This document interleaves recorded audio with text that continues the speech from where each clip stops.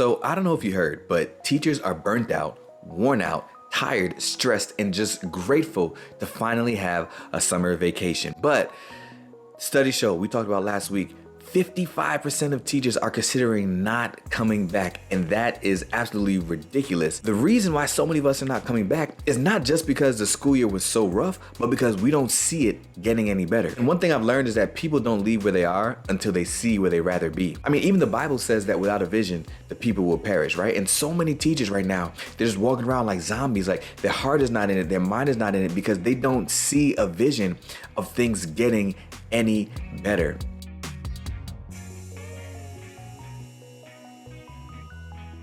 So what we have to do in order to have the best school year ever is identify what that even looks like and envision yourself living it. And that's not the only thing. Stay tuned to make sure that you see all the tips that I have today. But if we're just meeting, my name is Daryl Williams, and I'm the founder of the Pursuit of Excellence family, where my goal is to maximize student growth by developing their life skills, mindsets, and character. Like I said, people don't leave where they are until they see where they rather be. So it's super important to cast a vision for what you want your classroom and your school year to even look like. Steve Harvey will tell you that he attributes all of his success to vision casting and his vision board and writing things down. I can read a quote from him. He said that everything he's gotten in life was written, and he attributes his success to his vision board. Matter of fact, when I was researching some celebrities to pull in to use during these examples, I found a video with Steve Harvey talking about just how much he believes in his vision board, and just to see the sincerity in his eyes and to hear the passion in his voice as he talks about it, I linked the video in the description below. It's only 2 minutes. You have to watch it. Just him talking about how the things that he's achieved is because he cast a vision first and then was able to go and get it. You've got to watch that video, but watch this one first. Like this one that you're currently watching, watch me first. Then when you finished, go watch Steve Harvey. But he's not the only one. I found that Ellen DeGeneres, on her vision board, she had the cover of O Magazine way before she was ever on the cover of O Magazine. And Cardi B, she talked about vision casting, and she talked about having a fashion line that she just wanted to be a hit. And that was way before her Fashion Nova line sold out within hours of being launched. And these are just a couple of examples of people who have shown that when you have a vision of what things can be, and then you chase that vision, you develop a plan to make that a reality, that reality is a possibility. What I'm trying to show you is that if you believe that you've already seen the best in this situation, you're probably right.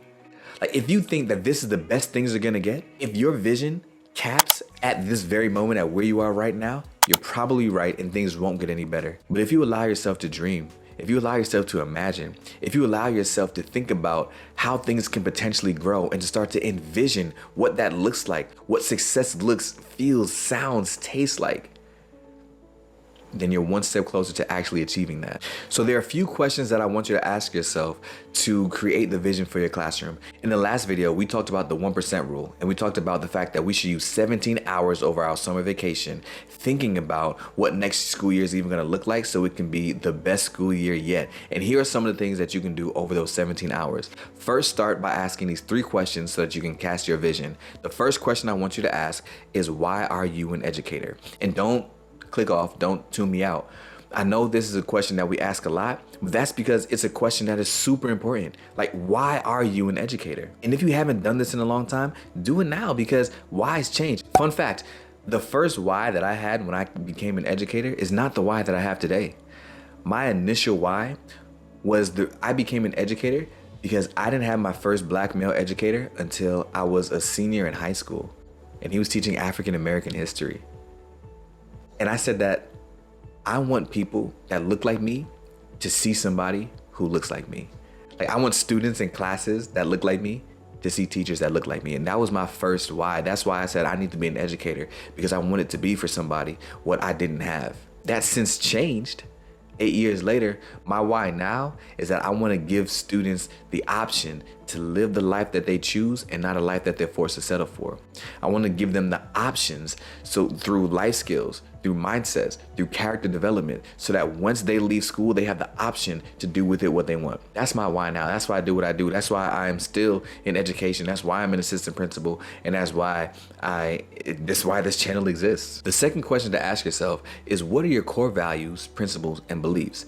Because if you can identify what your core values, principles, and beliefs are, that's going to drive everything that takes place in your classroom. That's going to drive your curricular decisions. That's going to drive your behavior management technique. That's going to drive your goals. That's going to drive your culture. For example, if you believe in collaboration, then when I walk into your classroom, I expect to see lights on. I expect there to be controlled chaos. I expect for students to be communicating with one another. I expect for there to be synergy and high energy, because one of your core values and beliefs is that we achieve through collaboration. So in understanding that, that's going to drive how your classroom operates. That's going to look a lot different than somebody who believes in independent realization. That may be more of a Zen classroom. That may be more lights off, more we're relaxed, we're independent, we have our own laptops or devices, and we have self-realization. There's so many different things. And what I've learned about students is that when the teacher is confident in their core values, principles, and beliefs, students will assimilate to the vibe of that classroom. What I've seen is that when there's a disconnect between what the teacher says are their core values, principles, and beliefs and what the teacher actually does, that's when students have a kickback, because there's confusion and there's discord there, and students don't necessarily know how to interpret that. So be very clear with what your core values, principles, and beliefs are, so you can let that be what your classroom is. The third question that I want you to ask yourself is, what bothers you more than anything else? And this is an amazing question. Honestly, it's my favorite question of the three. What bothers you more than anything else? Because sometimes what bothers us can be our inspiration. I know for me, what bothers me more than anything else, as you can see based off of what my why is right now, what bothers me more than anything else is when somebody's living a life that they were forced to settle for because they didn't have the options to do something else, because they didn't have the skills that they needed. What bothers me more than anything else is when somebody's a manager at Waffle House, but she wanted to be a nurse. I have no problem with somebody who wants to be a manager at Waffle House. Somebody's got to manage the Waffle House. I have no problem with somebody who wants to be a manager at Waffle House. The issue I have is when you wanted to be a nurse, but you weren't able to have the finances to get into that program. You didn't have the grades you needed to get into that program. You didn't have the ability to pass the NCLEX. You didn't have a clean record, so they wouldn't allow you to be a nurse. These are all things that bother me so much. And what bothers you? Does it bother you when you see a grown adult that's left school but still can't read? Is that what bothers you? Does it bother you when you're in the grocery store and somebody bumps into you and doesn't say excuse me or I'm sorry, or doesn't have any manners? You can think about the things that bother you to your core, like the things that bother you for you to see it. You can use that to pull it into your vision. As a matter of fact, pursue excellence moment. Comment down below what bothers you more than anything else. Because if you can let me know what bothers you, I can let you know how that will lead into your class vision. And once you know what the vision you have for your classroom, then you can start picking specific skills to work on to improve your practice, so that next school year will be your best school year. And in the next video, we're going to talk about how to find those specific resources to build up those skills over the summer. So subscribe so that you don't miss that. But in the meantime, make sure you watch the video I recorded last talking about how to become a better teacher. It's something you don't want to miss. Thank you so much. I'll see you in the next one.